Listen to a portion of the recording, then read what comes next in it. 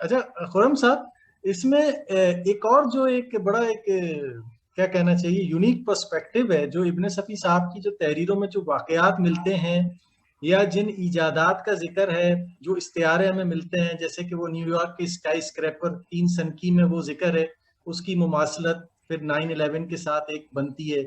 इसी तरह से फिर वो वबाई हिजान है जिसमें वायरस का फैलना है, वो आप उसको कोरोना से आप अगर देखें तो वो फिर वो शिकराल की मुमासलत कबायली इलाकों से, फिर रिमोट कंट्रोल हथियारों का जिक्र है, वो आप ड्रोन से आप उसको मुमासलत उसकी देखते हैं। तो मतलब ये क्या इत्तेफाकात हैं या फिर एक मुस्तकबिल के हवाले से मतलब एक साहिब बसीरत इंसान के अंदाजे हैं? क्योंकि आज अगर आप देखें तो मालूमात तक रसाई बहुत आसान है, तो आप ये चीजें विजुअलाइज कर सकते हैं, मतलब आसान है। लेकिन अगर आप 50 की दहाई की बात करें या 60 की दहाई की, तो ये चीज बड़ी गैर मामूली लगती है। तो इसको आप किस तरीके से बयान करेंगे? ये हालात हाजरा को, दुनिया में जो कुछ आपके सामने हो रहा है उसको एक साइंटिफिक अंदाज में, एक खास मेथड के जरिए देखने की वजह से है। और वो मेथड ये आप आज के अखबार को इस तरह से पढ़ें कि आज दुनिया में जो वाक़यात हुए हैं उनकी वजह से आपको मालूम हो जाए कि अब अगले कई बरसों तक क्या होने वाला है। ये मेथड अल्लामा इकबाल ने भी सिखाना शुरू किया था, उनसे पिछली जनरेशन में भी, और इब्ने सफ़ी ने इसे मैं समझता हूँ कि तकमील तक पहुँचाया है। अगर कोई सीखना चाहता है तो अब ये 3 किताबें उसके लिए नुक्ता आगाज़ हैं। मज़ीद चीज़ें इसकी मैं, पूरा चैनल है यूट्यूब पर मेरा, मैं उस पर सिखा रहा हूँ इन्हीं सब लोगों के हवाले से। तो मेरा मुख्तसर जवाब इसका यही होगा कि ये एक ख़ास मेथड है सोशल साइंसेस का, अपने वाक़यात को देखने का, जिसकी वजह से, और ये आप भी सीख सकते हैं। इसमें कोई अशश करने वाली बात नहीं है कि जी अल्लामा इकबाल इतने बड़े आदमी थे, उन्हें ये नज़र आ गया था, इब्ने सफ़ी ने ऐसे वाक़यात बता दीजिए, आप खुद सीख लीजिए। क्योंकि इन लोगों का मकसद नॉस्ट्राडेमस की तरह आपको कोई इम्प्रेस करना नहीं था। इन लोगों का मकसद ये चीज़ें आपको सिखाना था, तो सीख लीजिए। आप, हो सकता है कि अगला कदम जो है, जब ये एक साइंस ही है तो एडवांस से एडवांस तर होती जाएगी। आप, हो सकता है कि इससे ज़्यादा आगे तक इस चीज़ को पहुंचा सकें। देखा है जो कुछ मैंने, औरों को भी दिखला दे। अल्लामा इकबाल की दुआ भी यही थी, इब्न सफ़ी की भी यही थी। तो ये तो एक मेथड है, एक नई किस्म की सोशल साइंसेज है, सही और सही। सब सीख सकते हैं, सब मैंने सीख इन सकते इन वाकयात का मैंने इसीलिए खास तौर पे तस्करा किया कि लोगों को जरा तजस्सुस पैदा हो, और जिन्होंने नहीं पढ़ी वो किताबें, वो फिर उन किताबों को पढ़ें और फिर देखें कि मतलब उस वक्त ये वाकयात किस तरीके से बयान किए गए थे। बिल्कुल। अच्छा। एक करेक्शन जी मैं करना चाहूँगा जी कि जी। वो स्काई स्क्रैपर्स का जिक्र ठंडा सूरज में है, अच्छा जीरोलैंड के आखिरी सिलसिले में, 3 संकीर्ण में नहीं। अच्छा अच्छा, ठीक ठीक ठीक, ठीक है ठीक है। अच्छा अहमद साहब, फिर एक वक्त मुश्किल का आया था जब वालिद साहब जो है वो बीमार हो गए थे, बड़ा शदीद उन पर हमला हुआ था, और फिर वो 1-2 साल या 3 साल शायद वो किताबें उन्होंने फिर तसनीफ नहीं की थी। और इस दौरान में बहुत सारे जो कहना चाहिए कि 2 नंबर किस्म के जो है लोग बीच में आ गए थे, जिन्होंने अपनी दुकानें चमकानी शुरू कर दी थी। लेकिन फिर अल्हम्दुलिल्लाह वो सेहतयाब हुए, और उसके बाद उनकी एक बड़ी धुआंधार किस्म की वापसी हुई 1.5 मतवाले से। तो उसको थोड़ा सा उसकी समरी बताएं हमारे नाजरीन। अब्बू का ये था कि अब्बू ने बहुत ज़्यादा जो अब उसको हम स्टडी करते हैं या देखते हैं, जो डॉक्टर्स बताते हैं, अब आज के ज़माने में, उस वक्त तो इतना ज़्यादा तरक्की शायद इतनी नहीं हुई थी, डायग्नोस भी हो सकती थी, चीज़ें थी। था ये कि वो बहुत ज़्यादा प्रोलिफिक थे, बहुत ज़्यादा लिखते थे, तहरीर थे बहुत। उनकी किताबें 4 किताबें महीने में लिख देते थे, वो आती थी। तो एक साइकियाट्रिस्ट थे, उन्होंने मुझे बताया कि जब इतनी ज़्यादा क्रिएटिविटी बढ़ जाती है तो किसी एक मकाम पे जहन अपने आप को शट डाउन कर देता है। और ये एक के साथ नहीं हुआ, ऐसी हमें कई मिसालें और मगरिब में भी मिलती हैं, यहाँ भी मिलती हैं। जो ऑथर्स की उसमें डिटेल में गए तो लंबा हो जाएगा, लेकिन वैन गो की मिसाल दी फॉर एग्जांपल, और दूसरी थी कि इस तरह से चीज़ें होती। तो अब्बू के साथ वो वाकया हुआ और उसके बाद वो 3 साल तक जो थे कुछ भी नहीं लिख सके। उस दौरान में ज़ाहिर है कि फिर जो वाकयात थे उसको मैंने अभी एक किताब राशिद अशरफ का सिलसिला है, वो जिंदा किताबें, आपके यहाँ भी वो जी जी, सिलसिला बिल्कुल होता है, बिल्कुल। तो जिंदा किताबें में उन्होंने कहा कि हम जो उसकी 100 लैंडमार्क किताब है समी, वो हम 1.5 मतवाले लाना चाहते थे। 98, 99 और 100 3 किताबें उन्होंने एक साथ छापी, और किताबों के सिलसिले का नाम है जिंदा किताबें। तो मैंने उसके लिए जो मजमून तहरीर किया उसमें मैंने सीधा साधा यही लिखा था कि ये तो बात हो गई कि 3 साल बाद वो जब सेहतयाब हुए तो बहुत बहुत एक, यानी हैरी पॉटर को लोग भूल जाएंगे जिस तरह से उनकी पजीराई हुई, और पोस्टर्स और फ्लायर्स और सारे शहर में, इंडिया पाकिस्तान हर जगह बैनर्स लगे जिसकी उस किताब में तस्वीरें भी हैं। और इंडिया में जनाब शास्त्री जी ने उसको, उस वक्त वो वजीर थे, अभी प्राइम मिनिस्टर नहीं बने थे, उन्होंने इफ्तिताह किया। फिर अली जहीर साहब थे, उन्होंने इफ्तिताह किया। सज्जाद जहीर साहब के भाई थे, वो भी वजीर थे। यहाँ पाकिस्तान में भी उस पर बहुत तकरीबात हुई, बहुत ज्यादा उसकी पजीराई हुई। अब्बू ने लिखा, क्या समझते हो खाली हैं, फिर छलकने लगे सब्बू आओ, और चीजें हुई। मगर उसका एक पहलू जिसका मैंने, जिसकी तरफ जिसका तस्करा किया उस मजमून में, वो ये था कि ये जिंदा किताब कैसे है, ये 1.5 मतवाले। जब वो आई उस किताब, उस पूरी बीमारी के बाद, और फिर वो 2 किताबें थी और तीसरी आई, बहुत लंबा मौजू है ये। लेकिन जो एक चीज रह जाती है वो ये था कि इस 3 साल में उस फैमिली पे क्या गुजरी, जो कि इब्ने सफ़ी का खानवादा था। एक बुजुर्ग थे सफ़ीउल्लाह साहब, एक उनकी बेगम थी बूढ़ी नुज़ैरा बीवी जो हमारी दादी थी। उन्होंने कैसे घर चलाया, 5 बच्चे थे, 5वां मैं था जो इस बीमारी के दौरान पैदा हुआ, और अम्मी थी और फूफी वगैरह भी साथ ही होती थी हमारे। तो दादा जो थे वो काम करते थे वजीर अली इंडस्ट्रीज के लिए, और उसके साथ वाहिद कमाने वाले थे, और जाहिर है कि वैसे ही खुददार थे जैसे कि अब्बू थे, उनकी औलाद थे, तो किसी के आगे ना हाथ फैलाया ना कुछ। कुछ दिन तो किताबें छपती रही, रीप्रिंट्स वगैरह, उसके बाद वो भी। तो 3 साल जो कैसे गुजरे होंगे, हमारी वालदा ने, हमारी आपा ने बहुत साथ दिया अब्बू का, वालदा ने, और उनको रिवाइव करने में। जो डॉक्टर था उसने मुझसे कहा कि आमतौर पर ऐसे खत्म हो जाते हैं, इतनी लंबी बीमारी नहीं चलती है, और डिप्रेशन के अंदर वो इस पोजीशन पे पहुंच जाते हैं कि शायद वो जिंदगी अपनी खत्म कर लें या हो जाए। लेकिन अगर सपोर्ट सिस्टम अच्छा हो तो वो चीज चल जाती है। तो अम्मी ने सपोर्ट किया, घर वालों ने सपोर्ट किया, सब, तो वो चला। जिस दिन ये किताब आई होगी, मैं ये सोचता हूँ जब ये किताब शाये हुई होगी, तो उस दिन जिंदगी की लहर दौड़ी होगी इस घराने में, राइट। तो ये सही जिंदा बात है। किताब है वाकई।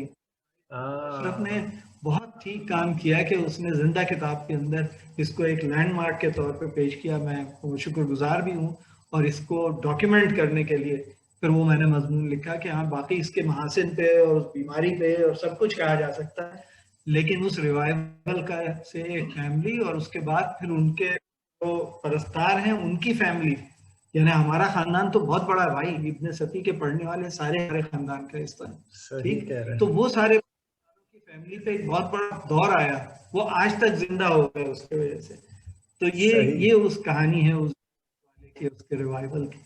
वाकई ये आपने सही बात कही कि मतलब जिस तरह से वो जिंदा किताबों से जो उसकी मुमासलत आपने बताई वो वाकई बहुत बिल्कुल अभी समझ में आ गई बात जिसको कहते हैं ना। अच्छा, ये तो हो गई इब्ने सफ़ी साहब की शख्सियत और उन्होंने जो काम किया उसके पीछे क्या मकासद थे। अब कुछ बात करते हैं उनके किरदारों की, क्योंकि वो एक अलग इतना बड़ा मौजू है और इतना इंटरेस्टिंग है, और हर आदमी हर किरदार को जिस तरीके से विजुअलाइज करता है, वो एक मतलब ऐसे किरदार तख्लीक किए जो हमारे दिलों में, जहनों में वो ऐसे तरोताज़ा हैं। और वो जो कहते हैं कि किरदारों में अक्सर उनके मूजिद की शख्सियत का रंग झलकता है, तो इब्ने सफ़ी साहब में भी कर्नल फरीदी और अली इमरान में नजर आने वाली खसूसियात पाई जाती हैं। जहानत, हाजिर जवाबी, उसूल पसंदी, नाकाबिल शिकस्त होना। तो किरदारों पे बात करते हुए खुरम साहब एक आसान और मुश्किल सवाल आपसे पूछूंगा। आसान सवाल तो ये कि इब्ने सफ़ी साहब के किरदारों से हमें रहनुमाई क्या मिलती है। ये हो सकता है आपको बहुत जनरलाइज क्वेश्चन लगे, लेकिन आप देखते हैं आप इसका क्या जवाब देते हैं। और दूसरा मुश्किल सवाल जो है कि आपको अगर कोई किरदार मुंतखब करने को कहा जाए तो आपका जवाब क्या होगा?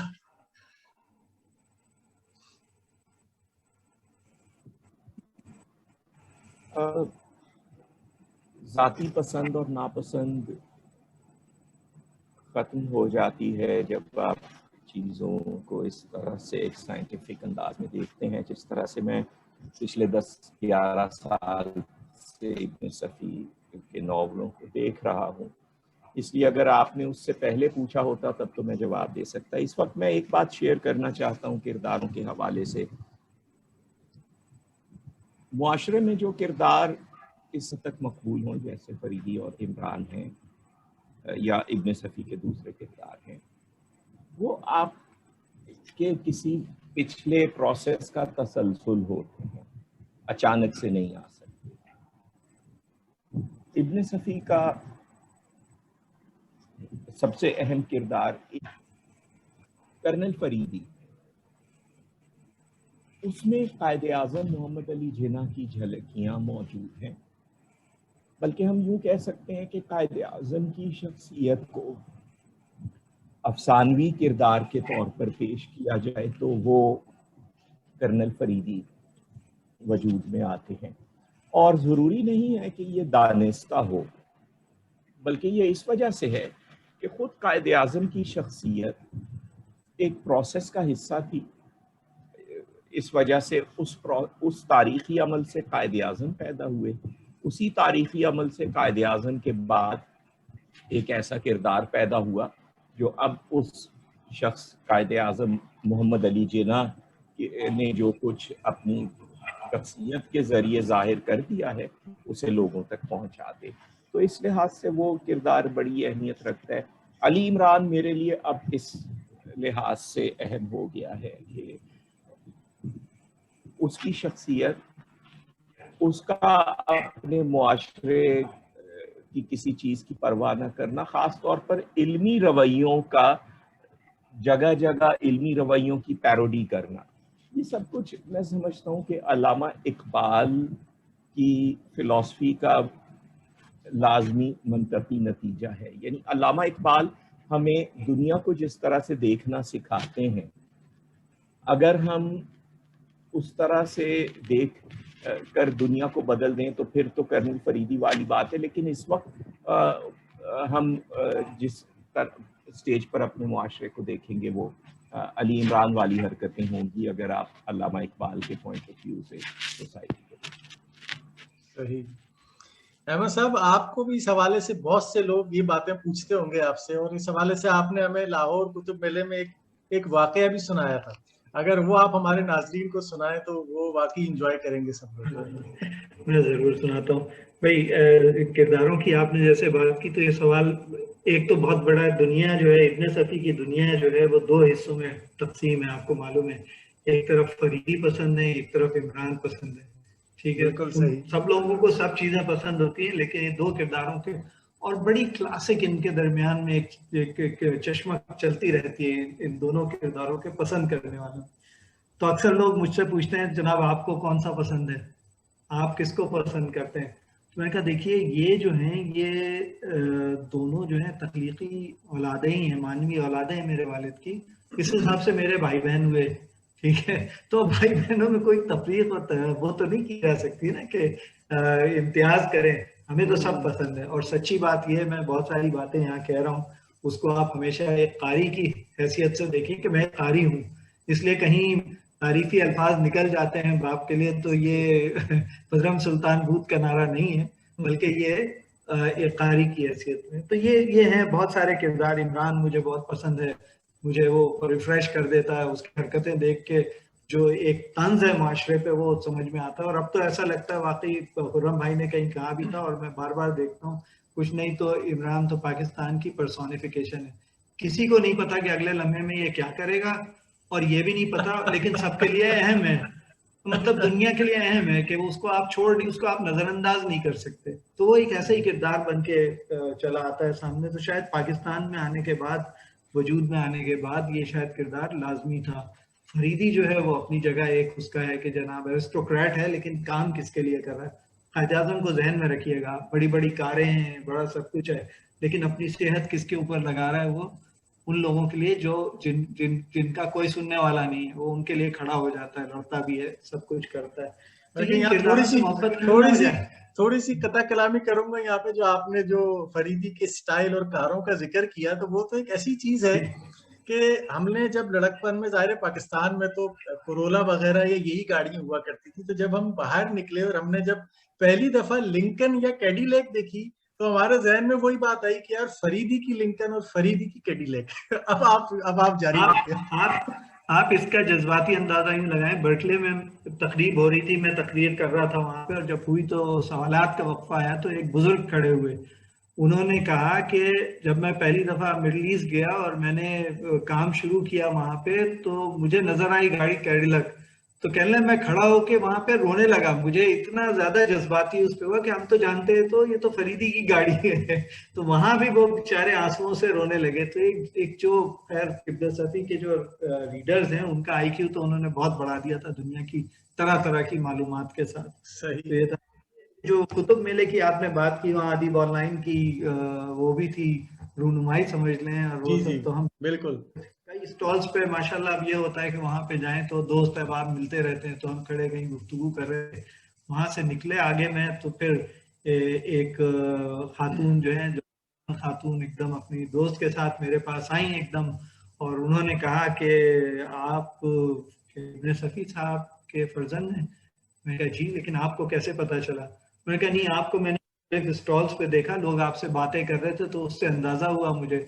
फिर वो मुझसे बातें करने लगी कुछ के मजीद, फिर लोग, मोहब्बत होती है लोगों को ना, अब्बू की हर चीज पे कोई मिल जाए तो पूछते हैं क्या खाते थे, क्या पीते थे, कैसे रहते थे, उनके मामूलात क्या थे, तो वो अपना मोहब्बत में पूछना शुरू, मैं उनको बताता रहा। फिर अचानक उन्होंने मुझसे एक सवाल पूछा। उन्होंने कहा कि आपको अपने फादर के जो निस्वानी किरदार हैं, फीमेल किरदार, उसमें सबसे अच्छा किरदार या सबसे पसंदीदा किरदार कौन सा है आपका? अच्छा, मैं 1 मिनट को चौंका, लेकिन इसमें मेरी वो है, मतलब चॉइस थी। मैंने कहा देखिए, मुझे रोशी का किरदार पसंद है, क्योंकि उससे पता चलता है कि कैसे आदमी बदल सकता है, और किस तरह से, कहाँ से उठ के, और कैसे उसकी पूरी शख्सियत बदल जाती है, इतनी के उस पर इतना ट्रस्ट के जब X2 का किसी को नहीं पता था, तो रोशी को पता था। जी जी एक वक्त वो कोई नहीं पसंद करता था, और उसको यानी समझिए कि सबसे गैर मोतबर, आप समझे, उसका किरदार रहा होगा जब वो अपनी पिछली जिंदगी में थी। वो उस जगह आ गई जहाँ उससे ज्यादा मोतबर, यानी फिर सेक्रेटरी सुल्तान साहब थे या ये थे। तो मैंने कहा मुझे वो पसंद है, और ये किरदारों में की जो बुनत है उसमें मुझे बहुत, तो बड़ी जोर से हंसी, कहनी आपको पता है मेरा नाम क्या है? मैंने कहा नहीं, मेरा नाम रोशी खान है। तो वो बड़ा एक हैरत अंगेज, मैं शायद उसके बाद आपके पास पहुंचा था, मैंने कहा भाई इस वक्त तो ये हुआ है, मतलब मैं जाहिर कि मुझे उन्हें बताने में, मैं उनका नाम नहीं जानता था, कोई और चीज नहीं करता था, तो पहली दफा उनको देखा, लेकिन एक बहुत ही एक अच्छा एहसास हुआ, और वो कहने लगी मैं उनके नॉवलों में वो किरदार की जो नॉवल है वो बहुत पढ़ती हूँ, मुझे बहुत मजा आता है। तो मैंने कहा कि देखिए उसने इत्तेफाक है। लेकिन यहाँ पे एक छोटा सा साइड ब्रैकेट मैं लूंगा कि अबू की किताबों के निस्वानी किरदार अगर आप देखें, वहाँ पे इंडिया में इस पे मकाला भी लिखा गया है, तो उसमें जो जो आज हम चाहते हैं ना कि हमारी खवातीन आए और आगे बढ़ें, और एक उनमें एक जुर्रत हो और एक हिम्मत हो, हमें उन किरदारों में वो नजर आती है बात। उस दौर में वो उनको लेके आगे चल रहे थे कि ये हमारी खवातीन हैं, हमारे कल्चर की हैं, बात तो ऐसी हैं। गजाला को देखें आप, और दूसरी जो है इसको जो वो थी, नीलम को देखें आप, ये किरदार हैं, जो पढ़ने वाले हैं वो समझ जाएंगे, जिन्होंने नहीं पढ़ा वो जाके पढ़ें इन किरदारों को। ये वो किरदार हैं जिन पे हमारी जो बच्चियां हैं और हमारे जो वो हैं, वो अपने आप अपने किरदार को मजबूत तौर पे सामने ला सकते हैं। तो ये उस वक्त वो लिख रहे थे जब जाहिर है कि सप्रेशन का और उसका दौर था, उस वक्त भी उन्होंने अपनी बच्चियों को जो है वो लाइन या वो रास्ता, इस तरह से अपने लिए भी काम कर सकते हो, मुल्क के लिए भी काम कर सकते हो, आगे भी बढ़ सकते हो। तो ये वाकई एक बिल्कुल सही कह रहे हैं। और इनके किरदारों में तो हर किरदार अपना एक मुकम्मल तासुर लेकर आता है, वो आपको ऊपर अपना वो तासुर छोड़ कर जाता है, वो चाहे थोड़ी देर के लिए आए, चाहे वो ज्यादा देर के लिए आए, और फिर आप उसको फिर विजुअलाइज करते हैं। शायद यही वजह हो कि कभी भी उन्होंने जो है वो इस पर किसी पिक्चराइजेशन नहीं करना चाहिए, क्योंकि लोगों की एक विजुअलाइजेशन होती है, फिर अगर कोई वो शक्ल सामने आ जाए ना तो वो बाज़ औक़ात वो इतना अच्छा शायद लोगों को नहीं लगता कि यार नहीं मजा नहीं आया। यहाँ पे थोड़ा सा, मैं चूंकि बात लंबी हो जाएगी, लेकिन जी, जी। ये तजुर्बा, ये खौफ जो है अब इसे खत्म होना चाहिए। वरना जैसे लोग कह भी रहे हैं, मैं देख रहा हूँ कमेंट्स भी जस्ता जस्ता, कि भाई ये अब सामने आना चाहिए, ये होना चाहिए ऑडियो में या वीडियो में, तो उस तरफ जा रहे हैं हम। लेकिन ये कि हमें ये चीज देखनी पड़ेगी कि अगर कोई भी आता है और वो किरदार करता है इमरान का या फरीदी का या कोई और किरदार, तो क्या हम एक्सेप्ट करेंगे। इसकी बड़ी अच्छी मिसाल मगरिब में हमें मिलती है जेम्स बॉन्ड के अंदर, कि एक वक्त में आप कहते थे कि शॉन कॉनरी के अलावा कोई जेम्स बॉन्ड कर ही नहीं सकता।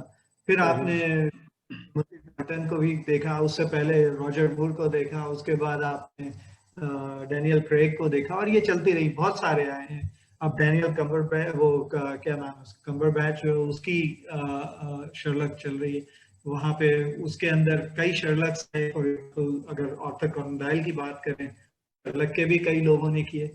तो एक वक्त आने वाला है, या मैं थोड़ी सी मुस्तकबिल बीनी की बात करूं, कि हो सकता है कोई इमरान बने, उसके बाद वो बेचारा बूढ़ा हो जाए, फिर इमरान की कोई और किताब पे फिल्म बने तो इमरान कोई और हो, तो हम शायद उसको, तो ये फियर फैक्टर जो है ना, इसको अब हटा देना चाहिए। अगर सही बात है, आवाम को उसे एक्सेप्ट करना चाहिए। माशाल्लाह हर सीरीज के 100 से ज्यादा नॉवेल है, तो जाहिर है वो किसी एक इमरान के बस की बात तो नहीं होगी। नहीं होगी।